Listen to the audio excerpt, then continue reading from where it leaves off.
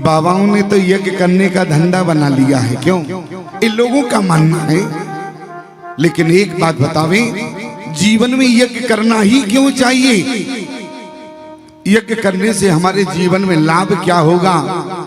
अरे याद रखना मेरे प्यारे, आप जीवन में जो संपत्ति से प्राप्त नहीं कर सकते हो वो आपको यज्ञ भगवान से मिलता है प्यारे। आप संपत्ति से भगवान को प्राप्त नहीं कर सकते हो और यज्ञ के माध्यम से आपको भगवान मिल सकता है प्यारे। इसलिए जीवन में यज्ञ करना जरूरी है। और एक बात बतावें, लोग आते हैं बस ऐसे ही चले जाते हैं। अच्छा, कुछ लोगों तो इसलिए आते हैं चलो चलकर मेला भी लगा है, मेला घूम आवे। अरे यज्ञ में आए, यज्ञ भगवान की परिक्रमा न दिया तो तुम जैसा अभागी नहीं होगा संसार में। यज्ञ में आकर यज्ञ भगवान की परिक्रमा ना किए तो तुम जैसा कोई अभागा नहीं होगा।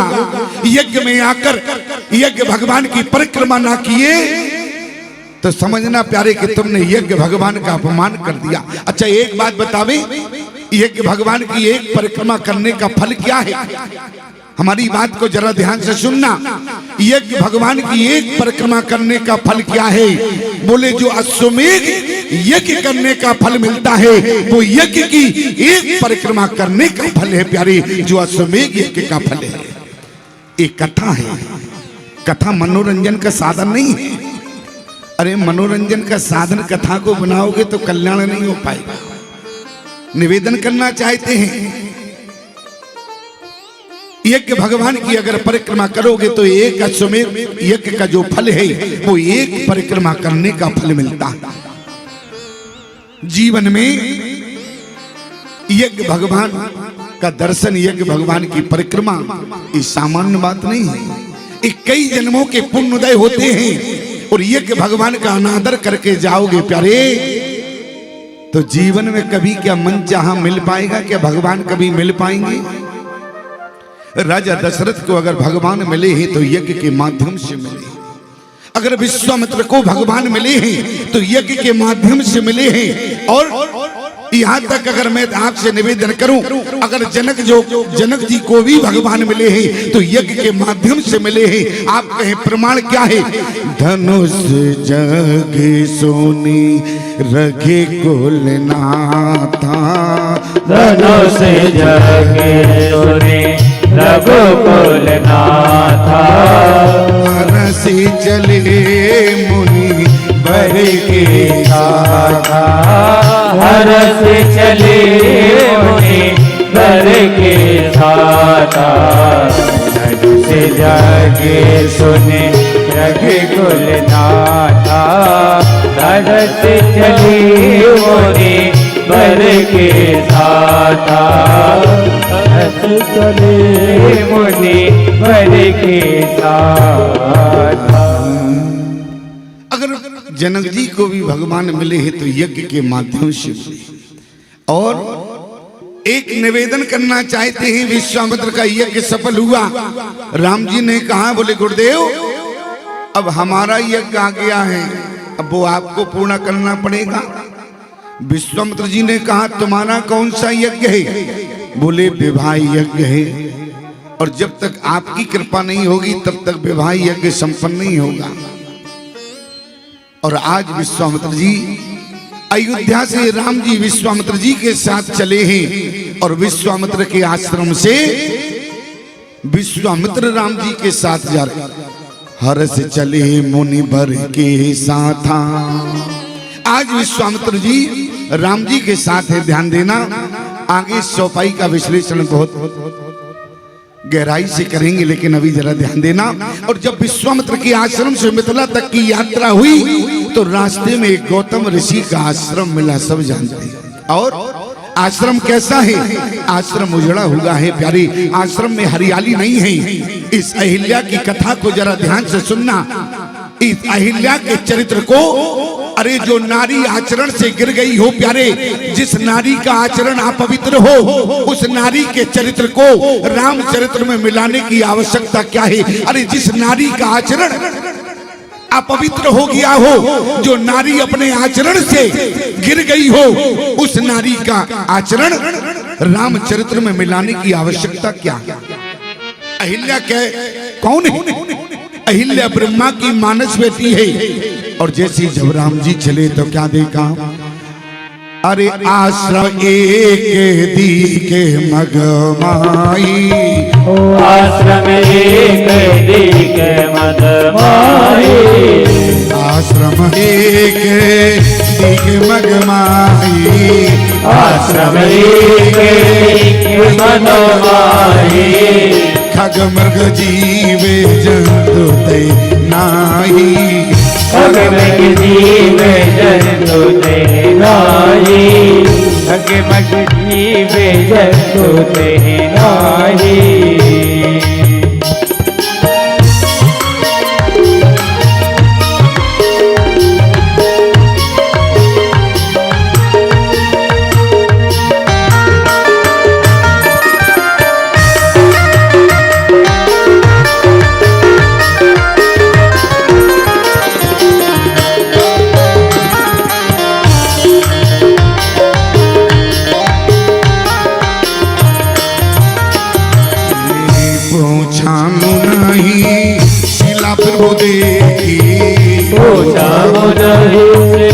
प्रभु देखी, सकल कथा मुनि कही विसेखी, सकल कथा मुनि कही विसेखी, आश्रम एक दीके मगमाई, आश्रम एक दीके मगमाई, खग मृग जीवे जंतु ते नाही, खग मृग जीवे जंतु ते नाही।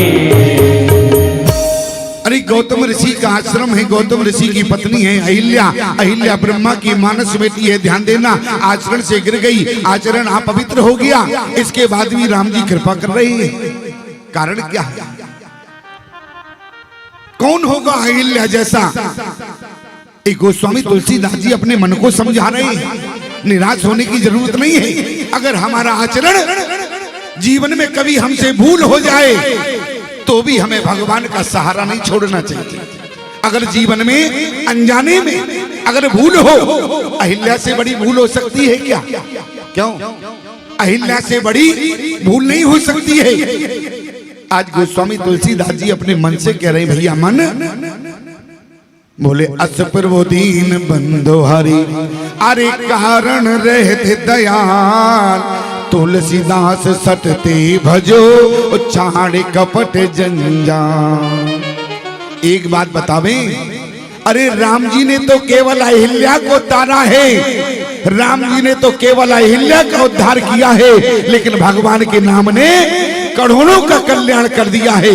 राम ही के तापस दिए तारी, और नाम कोटि खले कुमति सुधा। अगर हम भगवान के नाम का सहारा लें, एक निवेदन आपसे करना चाहते हैं। राजा दशरथ का मरण हुआ और राजा दशरथ के सामने राम जी नहीं रहे, तो क्या दशरथ का उद्धार नहीं हुआ क्या? मानो कि राजा दशरथ का मरण हमें एक बात की शिक्षा देता है, अगर हमारे सन्मुख अगर भगवान ना हो तो तुम अंत समय भगवान के नाम को याद कर लेना, तुम्हारा कल्याण हो जाएगा। अंत समय तुम भगवान के नाम, लेकिन भगवान का नाम ऐसे आएगा क्या? क्यों? जन्म जन्म मुनि जतन कराई, अंत राम कही आवत नाही। भगवान का नाम भी ऐसे नहीं आएगा, अभ्यास होगा तब तो आएगा। अच्छा ईमानदारी से बताओ, हम रोज भगवान के मंदिर में जाके प्रार्थना करते हैं, ये पहली पंक्ति भगवान के लिए है या तुम्हारे लिए है? समझदार हो तो समझ लेना, श्री रामचंद्र कृपाल भज मन, ये भगवान के लिए है क्या? अरे तुम्हारे लिए है, श्री रामचंद्र भज मन। लेकिन मन इतना निकम्मा हो गया कि भगवान को भजना नहीं चाहता। एक बात आपसे निवेदन करना चाहते हैं, मनोरंजन में मन लगाना नहीं पड़ता, लग जाता है, और भगवान की कथा में मन लगाना पड़ता है। मैं आपसे निवेदन करना चाहता हूँ, जहाँ मन खिंचा चला जाए समझ लेना यहाँ खतरा है, और जहाँ मन लगाना पड़े समझ लेना यही कल्याण है। क्यों? अच्छा ईमानदारी से बताओ, अभी नाच गाना हो रहा हो तो मन लगाना पड़ेगा क्या? क्यों? अभी ऑर्केस्ट्रा का प्रोग्राम होता तो सत्य बता रहा हूं, यहाँ पैर रखने की जगह ना होती। क्यों? इसका मतलब क्या है? हमारा मन जो है मनोरंजन चाहता है, लेकिन मनोरंजन से कल्याण नहीं होगा। निवेदन करना चाहते हैं, हमारी बात को बहुत गहराई से सुनना। मैं महात्मा हूं इसलिए इस बात को कह रहा हूं। एक व्यक्ति हमें मिला, उसने पहले तो हमें प्रणाम किया, इसके बाद बोले स्वामी जी एक बात पूछे। हमने कहा पूछो। बोले आपकी गाड़ी बहुत लग्जरी है, आपकी गाड़ी की कीमत क्या है? हमने कहा पागल हो गए हो क्या भैया, हमारी गाड़ी की कीमत पूछते हो? बोले नहीं आपकी गाड़ी बहुत अच्छी लगी। हमने कहा भैया गाड़ी की तो कीमत मालूम नहीं है, तुम कहो तो तुम्हारी कीमत बता दे। बोले हमारी कीमत क्या होगी? हमने कहा तुम्हारी कीमत है 2 कौड़ी की। क्यों? अरे तुम्हारी कीमत है 2 कौड़ी की। बोले क्या मतलब? अरे महात्मा मिले, अरे महात्मा जीवन में मिले, महात्मा अगर जीवन में मिले तो केवल भगवत मिलन की चर्चा करना।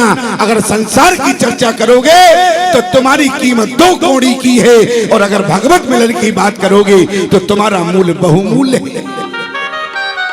इसलिए ध्यान देना प्यारे, भगवान की कथा जो है ना वो मनोरंजन का साधन नहीं है।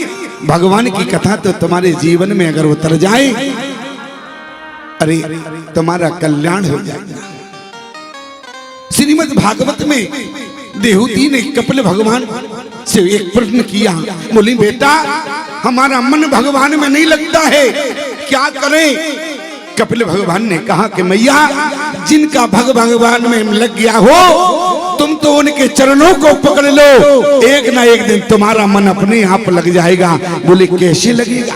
जैसे मान लो कोई बिजली का तार हो और कोई उसको पकड़े हो और कोई उसको पकड़ ले तो करंट तो वही लगेगा जो उसे लगा है। कहने का मतलब जिसका मन भगवान में लग गया हो तुम अपने मन को उसके चरणों में लगा लो। फायदा क्या होगा? अरे भगवान की गाथा सुना सुना कर एक ना एक दिन तुम्हारा मन अपने आप भगवान में लग जाएगा प्यारी। इसलिए तुम तो केवल संत के चरण पकड़ लो।